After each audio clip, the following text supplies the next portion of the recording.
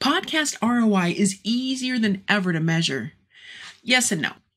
It's a nice thing to say, and people make a lot of promises, but it's not always true. Yes, there are ways to measure, as we talked about previously, but you need to include your podcast on your website. When you have a form on your website, how did you hear about us? Are you including the podcast? Even if they didn't listen, this will raise awareness that you have a show when people come to your site from other angles. So you would add that checkbox.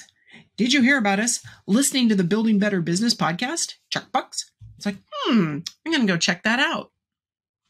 Without talking to people on social, in person, at events, on calls, you may not know how they found you. Some businesses forget to ever ask how people found them. It's really important to ask. You can't always just rely on analytics because sometimes there's a roundabout way that people find you. Maybe you were a guest on another podcast. Perfect. But ask those questions. Custom hashtags for your show, incentives to recall a quote from an episode. These tactics can be tracked through Google Analytics. Podcast advertising is another way to track data if you're working with a reputable placement company. Abilities vary greatly by provider, and some are simply upselling advertising plans set up in each venue. They'll act like it's their company doing all of this, but all they're doing is paying for a more expensive account on Apple, on Spotify, on TuneIn, on all the different venues, and they are reselling it or white labeling or however they're doing it to appear that they have all this data. So be careful, because the problem about that is you have no control over the data or what you can see because it's their login. So you want to make sure, be careful whom you select.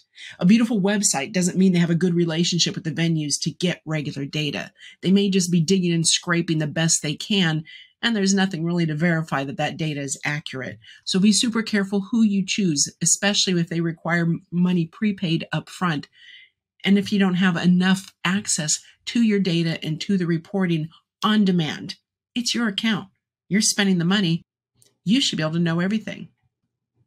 Sites like Podchaser offer a pro account with a ton of tools for tracking and promoting your episodes, your show, your host to open more opportunities for invitations. Appearing on other shows can increase your ROI 10 times as you're tapping into the credibility of that host.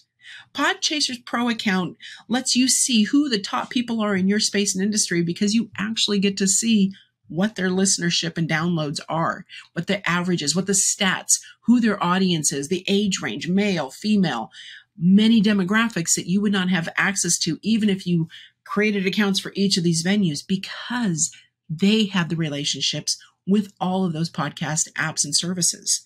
So be really careful where you spend your big chunks of money. What's going to get you the most information with the least amount of effort?